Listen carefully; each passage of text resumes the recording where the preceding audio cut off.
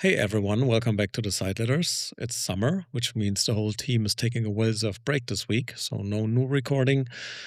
But we didn't want to leave you without an episode, so today we're revisiting one of our favorites, episode 5, a conversation with Tina Trapp from EAVE. If you missed this the first time or you just want to hear it again, it's a great one. So we will be back with a brand new episode next week. Enjoy. Welcome to the episode 5 of the Sideletters podcast, the weekly B2B insights on film, tech, and future business in Europe, made for professionals and decision makers in the creative economy, such as you. The Sideletters is a conversation between us, 3 European producers, and our guests, exploring what's going on in the market, and we share our individual perspective on that. It's March 11, and we've got a couple of things to talk about. Today, we have the pleasure of welcoming Kristina Trapp, CEO of EAVE, European Audiovisual Entrepreneurs, one of Europe's most established and longest-running training organizations for international films and TV producers. We'll discuss how EAVE has trained generations of producers, helping them upscale their skills and careers. We'll also explore how the organization continues to reinvent itself, anticipating industry shifts and enabling professionals to upscale and acquire the new capabilities needed in a landscape increasingly shaped by the creator economy, gaming, and AI. Yes, and why all of this matters for the creative industry in Europe. I am Joanna Szymańska, producer from Warsaw. And I'm Jennifer Sabai-Imagine. I'm a strategic consultant working from Paris. And I'm Fabian, a producer working in Berlin and Hamburg. But before we get to the conversation with Tina, our main part, we wanted to give you an overview about 3 deals that rattled the news last week. In fact, it's about the era of great consolidation that we are all experiencing right now. And we wanted to inspire you and did a little research on historic moments that have some similarities, maybe, what history tells us about what could be next after this phase of consolidation. So the 3 big news last week was that Paramount buys Warner for $110 billion. Canal Plus shuts down Showmax across Africa, and Benny J and All3Media merge into an $8 billion production giant.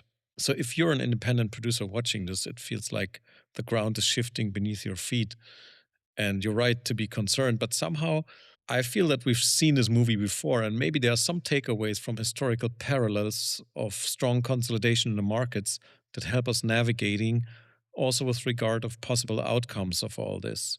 So let's be clear about what's actually happening. This isn't just consolidation, it feels like a capitulation. The Paramount-Warner Bros. Deal promises 30 theatrical releases a year. In fact, they just speak about 30 theatrical projects, not even releases, and a combined streaming service with 200 million subscribers. But buried in that announcement is a $6 billion in cost synergies, as they put it. And that's corporate speak for layoffs. And when David Ellison claims he'll increase output while cutting cost, he's essentially saying, do more with less people. And will all those 30 promised movie projects per year will really receive a proper theatrical release? We'll see about that. Showmax's shutdown in Africa is even more telling. Canal Plus acquired MultiChoice, the mother platform for Showmax, for $2 billion. Looked at Showmax's substantial annual losses and just pulled the plug. 3 million subscribers gone. And this is what happens when you're a line item on a balance sheet instead of a strategic priority. The third one, the Benny J All3Media merger, creates 170 production labels and 260,000 hours of content. But the most revealing detail came from their investor call. They're targeting a 50 million euros in savings by eliminating duplication in distribution and sales. The translation for this, they have 2 sales teams doing the same job, and one of them is getting fired. So this is the pattern. Merge, promise synergies, cut people, repeat. But if this feels familiar, it is because it is. 26 years ago, AOL bought Time Warner for $182 billion in what was supposed to create a media company of the future. Instead, it became a case study in how not to do a merger. And the vision was simple: combine Time Warner's content with AOL's 30 million internet subscribers. AOL shareholders got 55% of the company, despite Time Warner having far more assets. The deal closed in January 2001, and within months, everything fell apart. The dot-com bubble burst, the cultural clash was immediate. AOL's aggressive and fast-moving culture versus Time Warner's bureaucratic approach. But the real killer was technology. Broadband internet rendered AOL's dial-up business model obsolete almost overnight. And by 2002, the combined company posted a $99 billion loss. By 2009, they divorced. So the lesson isn't that consolidation always fails. It's that consolidation doesn't guarantee the synergies everyone promises. But here's where it gets interesting for independents. Because what happened after the 2000s consolidation wave created massive opportunities. For example, in the UK. In the UK, regulatory changes called Terms of Trade gave independent producers the right to retain IP in their shows. And suddenly, indies weren't just work-for-hire shops. They were businesses with valuable libraries. This created the super indie phenomenon. Companies like Endemol Shine, All3 Media, and ITV Studios that grew by making hits and owning them. And these super indies became acquisition targets themselves. Benny J bought Endemol Shine for $2.2 billion in 2020. Now Benny J is merging with All3 Media. So the cycle continues. But during this period between the consolidation and the mega consolidation, a window opened. Smaller indies with strong IP could either build sustainable businesses or sell at premium valuations. And the consolidators needed content pipelines, and indies had them. The same pattern emerged with streaming. When Netflix, Amazon, and Apple entered content production around 2015, they needed producers who could deliver quickly. Indies who positioned themselves correctly with local expertise, genre specialization, or format libraries had leverage. So what does this mean for you or us independent producers today? I see some strategic positions, and I would like to share 3 of them, all to be discussed, of course. First, own your IP, whatever it takes. The coming wave will be a battle for libraries. If you control your intellectual property, you have some negotiation power. That might mean lower upfront fees, but the back end is where the survival lives. Second, specialize ruthlessly. Mega corporations are generalists by nature. They can't excel at everything. Find the niche that's too small for them to dominate, but large enough for you to sustain you. Whether that's a regional expertise, genre mastery, or format innovation, depth beats breadth. Third, build direct relationships now. The consolidation creates gaps. When Canal Plus is shutting down Showmax, we will have to see where those 3 million African viewers will go. When Paramount and Warner Bros. Merge their distribution teams, who handles the projects that fall through the cracks? There are some gaps, and these gaps are opportunities. So look what's already emerging. Companies like A24 and Neon, they're proving that focused theatrical releases can work at a smaller scale. The creator economy is allowing filmmakers to build audiences directly. So history doesn't repeat, but it rhymes. The consolidation we're seeing now will create the same thing every consolidation creates: inefficiency, redundancy, and some gaps in the market. So for independent producers, it makes no sense to compete with the consolidators. It's to position oneself for what comes after, when the promised synergies fail to materialize, when the cultures clash, and when the debt becomes unsustainable. That's when the next window opens, and new indies will emerge that give the audience what the consolidators can't: original, inspiring, and surprising stories. Now we go to the conversation between Joanna, Jennifer, and our guest, Kristina Trapp from EAVE. Founded in 1988 and based in Luxembourg, EAVE runs a wide range of international training and networking programs for audiovisual producers. These include the renowned Producers Workshop, a year-long training program for some 55 producers from up to 40 countries, selected from more than 300 candidates each year, as well as EAVE Plus, which focuses on company development and strategic planning. EAVE also offers specialized initiatives such as EAVE Marketing Workshops, the AI Skills Booster EAVE Slate, and EAVE On Demand, which delivers tailored training programs around the world. Wow, that's a lot on your plate, Tina. So let's dive into it. Maybe to start with, and before we dive into the specificities, can you tell us about your journey, Tina, to EAVE and what led you to become the CEO of the company? Thank you, Joanna, and thank you, Jennifer, for having me. In my studies, I actually studied literature, and literature has also been my first love, and it's still a love that's very big in my life. But right after my studies, I got the opportunity to work in a regional film fund and then moved on to various positions in the film industry, working in film commissions, production, festivals, markets, and Arte, before working in training for the Atelier Ludwig Paris, actually, where I discovered professional training. And I found out that that's really the space in this industry that I want to work in and I want to have an impact in.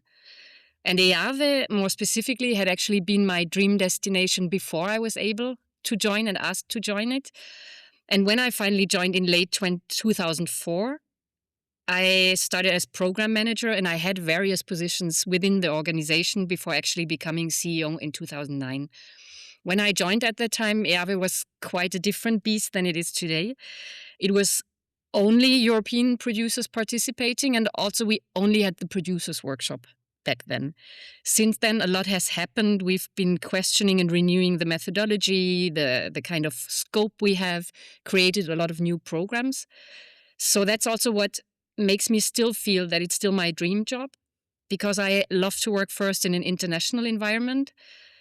It's really important for me to have impact with the work I do. And I also need my personal values to be aligned with my work. And I don't like repetition. So that's why EAVE is a constantly evolving environment and something where I have the feeling I can shape things, improve and innovate and create something new all the time. That's really important for me. And then the essence of my work, of course, here at EAVE is to sort of help and support producers in their careers and having a real positive impact on their careers. And that's something that's very rewarding. And for those listeners who may not know what EAVE is, can you maybe describe the mission of the organization and like specific methodology or approach you have? EAVE's mission in a nutshell is providing producers and also other industry professionals with opportunities for training, professional training, and giving them skills and tools they need to succeed in an ever-changing industry.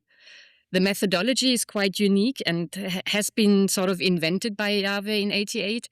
It's like a blend of pedagogical approaches. At the center, you have group work, where we create really a safe space where people open up and share and everybody feeds in, which is also a lot of peer-to-peer learning. And then we mix it with individual mentoring, plenary sessions, interactive elements, and a lot more. The approach in general is super hands-on. It's very horizontal and interactive, and very much based on solidarity, discretion, and honesty. This kind of safe and non-competitive space is really open, because I think when people don't really open up about their doubts, fears, and so on, you don't create a space for growth. So you need to be very open for people to actually develop and go further in their careers. Can I just add, maybe on a technical side, that we are right now in the middle of workshop 1 of EAVE Producers Workshop, and we are recording it in one of the group rooms, so you might be hearing slight echo. So this is the EAVE echo reaching you right now. I think since we are in the middle of EAVE and now Joanna and I have the pleasure to be expert, but we are currently, Joanna and I, alumni of the Producers Workshop. And I think that I can say this had a major impact on our career and our professional positioning, but also I think our life and the way we view life. From your perspective, what makes EAVE unique compared to other initiatives? Okay. We, of course, love it, right? But there are some distinctive features. Yeah, what I think is quite different compared to other programs, and I'm not saying this in terms of judgment, it's just a very different approach, is that for us, we focus on people over projects, on mind over matter. Also, we are very open in terms of format, because we think that a producer has many projects, can produce many forms of content while still being a producer. However, we do select projects, so half of the participants come actually with actual projects, but we use them more as case studies that the whole group then can learn from, where we can tackle many tools, many aspects that are useful for also other projects. So it's always about giving producers skills and tools that they can use not only for one project, but for more projects, and giving them a chance to sort of step back from their daily routine, not only serving that one project, but having a more strategic approach of who are you as a producer? What kind of producer do you want to be? How do you select projects? How do you want your company to resemble you or look like? And how do you structure that? And I think it's this mix of skills and tools, a very carefully curated group of professionals that comes together, that's very diverse also, because we think the more different people are that come to this space in terms of not only gender, ethnicity, socioeconomic background, but also business setups, methodologies, the more inspiring it will be for everybody to learn something new and have inspiration of how to do things differently in the future. And then, of course, also, again, this safe space that really allows for growth. And I think that's why people very much feel that EAVE is has a transformative impact on their lives. And very often we hear, even though it sounds cheesy, that for a lot of people there's a before and after EAVE in their careers and how they approach their I think we careers. can confirm, right, Jennifer? Sure. And what you said, that the groups are very diverse, that EAVE is a different beast than it was when you joined. You also mentioned that it's not only producers who are participants. So what type of participants typically join the program today or apply to join the program today? Yeah. So already I think there's not really a typical participant, which makes it interesting. And we really also take the time to look at individual applications. That's also why usually I advise people who want to apply to put a lot of care and thought into their motivation letter, because that's where we get to know who you are as a professional. Also, what do you expect out of EAVE? Is that something we can actually fulfill, or is it something we can't? Or what's your kind of motivation? And we do interviews with over 100 applicants, which is quite a lot, but it really allows us to get to know individually who they are, where they want to be. And it is, however, also true that the selection has become more and more competitive because we get over 300 applications and most of them are really interesting. So in general, I would say as a producer, you have to have already produced at least one feature, have a track record in your country, and be ready to sort of work on the international scene. Then we also have participants that are not producers. Those can be other types of industry professionals that work very closely with producers, such as funders, because I think for funders, there's also a lot to learn in an industry that is changing and they have to redefine also what they're doing. They have to be very aware of the needs of the producer. And at the same time, producers who work with funds as partners also need to know their obligations and their way of thinking. It's very often also sales agents, either sales agent moving into production or just wanting to be more aware of what producers do, market representatives and industry key people. And also, Tina, EAVE has always been a bit ahead of its time in terms of building programs and building initiatives. You also have a wide range of initiatives for other kind of participants. So what other program and maybe shorter programs for also professionals in the industry do you have? Yeah. Joanna mentioned some already at the beginning, and I will try to be brief because we are actually doing, for example, last year, I believe we had 37 workshops that we organized over the year. So that's quite a lot for a very small team. How big is the team? Yeah. We are 7.5. Oh, wow. Who's the half? Wow. It's one person working part-time. Okay. But, for 37 programs. yeah, Wow. but it's an amazing team that I'm really happy to work with, and they deserve a lot of credit. That's why it's all possible. So we have, of course, the producers workshop that we are mainly talking about. Then EAVE Plus, which is a workshop on strategic company management leadership and actually how to find new business models, innovative and viable business models. Then we have the EAVE Marketing workshop, which is really all you need to know about film marketing strategies and tools. Then we have EAVE Slate, which is a workshop we run in Trieste at When East Meets West on how to build a successful and diversified company slate. We have the AI Skills Booster, which is an online program. It's like a yearly update on the latest tools used across the value chain, from script development, production, post-production to sales and marketing, also tackling ethical and legal considerations. And we have EAVE on demand, which are actually tailor-made workshops that we sort of deliver for any kind of partner in the world. Okay, so a commercial break. If you want to get a bit of EAVE magic, you can call Tina or email her and ask for EAVE on demand. End of commercial.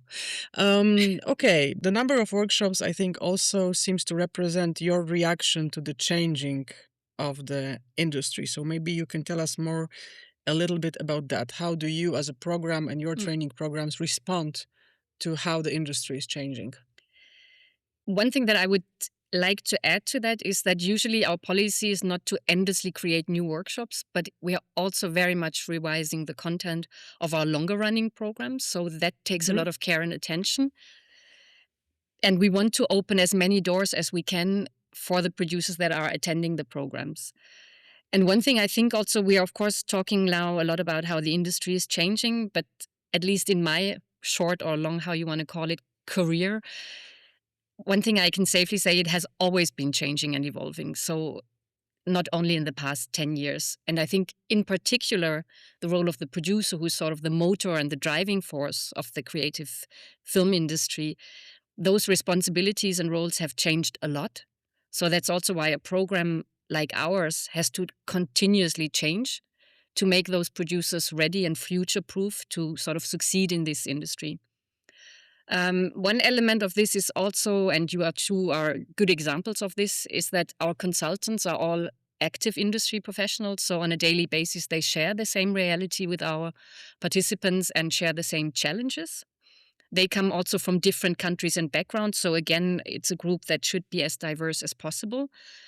And also, again, the open space. So you get access to information that is shared very confidentially that you wouldn't necessarily have access otherwise.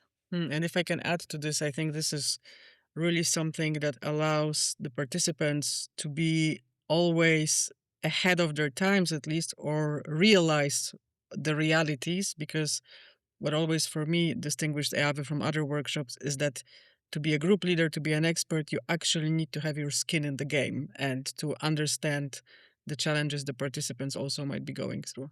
So. And also there is something, I think, a bit personal about EAVE, but for me it was a kind of game changer. There is the word entrepreneur in EAVE, and for me, coming from a creative industry, I mean, I did EAVE Producers Workshop 20 years ago, and everyone's at the time seen itself as creative, and for me it was a game changer because it was the first place where I see it was serious business, and I was wondering how participants, producers, see themselves and the future in our serious business. Actually, just circling back also to what you said about entrepreneurs, I think that was what was really unique about EAVE when it was created, and you have to have in mind that that was 88. It was about seeing the producer not only as somebody who fills in applications, but who is a true entrepreneur. And it was about co-production, which at that time was more a dream than a reality, because Eurimage, the Creative Europe program, weren't created yet. So that was at that moment when it was not a reality yet. So it was quite visionary at that time. And it has become a reality that is constantly changing. So that's in the nature of it. And when you ask me how do producers see the future, I can't speak, of course, for a whole group of 55 producers this year. But I think especially in the post-pandemic years, there was a real high level of stress and anxiety about the future. Also, of course, with all the shifts, as you said, with the streamers and how are we going to monetize our job. And the general mood, as far as I can observe, is more positive now, again, more hopeful, because I think what's one of the characteristics of this industry is that it's continuously reinventing itself and very agile and versatile. And I think the pandemic has been a proof of that. So that's more positive. On the other hand, you can also feel that the current political climate and the conflicts, escalating conflicts and wars in the world, that weighs a lot on everybody. And I think that's not only in our industry, that's globally true. We've mentioned Mr. Trump several times on this podcast already. You've mentioned monetizing and the concept of, how in this changing market we will monetize our content. So I want to maybe challenge you a bit. And what do you think? Like, is monetizing the only success metrics that we should be looking at, or are there other success metrics that you're working with when you look at the internationality, of producers participating in EAVE? No, I don't think money should be the only metrics. And I think, of course, we're very used to that in a sort of capitalistic system where we are trying to grow, and growth per se is seen as something very positive. We don't think like that, because how we see our participants is that we always tell them that you are not only working in this industry, you are the industry. So you are actually the ones shaping, imagining it, and impacting it. And that gives you a lot of agency also to advocate for fairer practices, a better and more inclusive industry. And part of that work is reflected in what we do every year in January in Trieste at When East Meets West, which is the EAVE Impact Think Tank, where we gather a diverse group of industry professionals and producers to imagine and shape the future. And not only to sort of identify challenges or how the industry is right now, but actually come up with creative solution and actionable steps and recommendations for the industry. So we always see our job at EAVE also as having a bigger impact on the industry. I agree that EAVE is the space where you can actually imagine a better version of the industry than it is today. Okay, Jennifer? And maybe what are the current challenges for training organization today? Because producers have a lot of challenge, but what kind of impact you hope EAVE will continue to have on the next generations of producer or filmmakers? What are the value you will continue to uphold? If I can add to this, I think it's important to say that these spaces are the place where we can grow and develop and learn new skills and learn new business models. So, yeah, how does it look like from your perspective as a training organization? It's tricky times, I would say, or at least challenging, because it's a moment where the importance of culture is being questioned worldwide. There's a big right-wing drift in many, many countries. And of course, culture is one thing in the film industry. But then, of course, training is an even smaller part that's even more easily forgotten in those political agendas, because it's about long-term results, it's about strategy, it's about nurturing and building the foundations for an industry, and less about red carpets and immediate results. So that's why the support and existence and continuation of a program like Creative Europe Media is hugely important, because it's the foundation of our identity as a European film industry. It's what defends our cultural identity, diversity, and our ecosystem. And we will continue at EAVE, of course, our successful work, because training had been, in the 35 years of Creative Europe, been identified as one of the big success stories. And we will try to keep up the work to train producers, to make them future ready, and continue to shape and reinvent our industry. In terms of values, I mean, one key value that we have is equity and inclusion, as I already mentioned, but of course also social responsibility, anti-racism, green agendas. And I think we have a big responsibility also to continue that work. And if I can ask you about this, because these are all the topics that were also discussed in the think tanks, and there are some publications. So maybe you can tell us a little bit more about about these kind of tangible results, and how people who are following EAVE where they can find these materials. Can they educate themselves? Yes, we have been organizing the think tanks now, I think, for 7 or 8 years. And we've always produced a report. I think I remember the first one. It was January 2020. That's very possible. And that was a fantastic think tank, and everything we discussed happened 3 months later. Yeah, I think that's, somebody told me what they like about EAVE is that the time from idea to paper and action is very short. And that's also something that's an advantage of a small team like ours, because we can be extremely agile.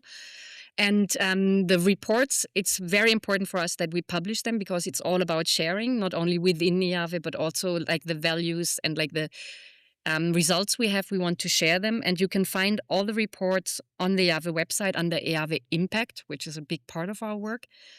But we also do regularly sessions at festivals and markets, at other programs, to sort of promote the results in a way that everybody can benefit from them. And this is actually something we are cooking up right now, and it's the first time I'm publicly talking about it. So, Yeah, exclusive on the Sideletters. We are right now working on a program that we want to launch this year. It's based on last year's think tank on inclusive production practices, and it will be an online workshop where we actually go through it and how you can implement really from development up to production, co-production, distribution, and sales. A more fair way to cooperate, and also really concrete steps how to make that happen. Fantastic. I love that EAVE, what you guys do and your team does, is that you are showing that different reality is not a utopia, that it's actually possible, and it depends on whether we act on it. So thank you. We have a personal question, no? Yes. You want to ask it? Go. Yeah.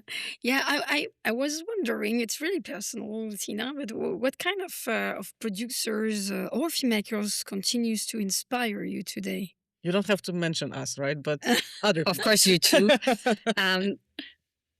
It's a difficult question because I think there are so many different kinds of producers. But what I right now especially find very inspiring, but also awe-inspiring, is actually how producers, even in countries without any support mechanisms or funding, or in countries torn apart by war and conflict, still find creative ways to tell their stories, to have a voice, to create films that are important, relevant, beautiful, meaningful, and impactful. Yes. One last piece of advice for emerging producers of today.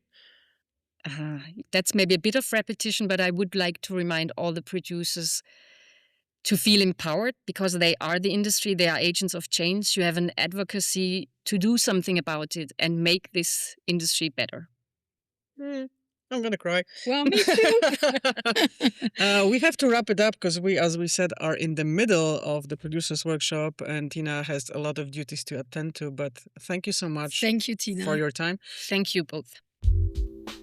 That's it for today. Thanks to Tina Trapp and my wonderful co-host Jennifer Saba-Imagine for this conversation. And I think we will also be hearing from Fabian in this episode, right? Absolutely. Yes, you did. I took the liberty to insert it before your conversation with Tina. Thank you so much, guys. So make sure you follow our community on LinkedIn. That's simply the Sideletters. And see you next Wednesday when we will be back with B2B insights on the creative industries in Europe. Cheerio. Thank you. Bye-bye.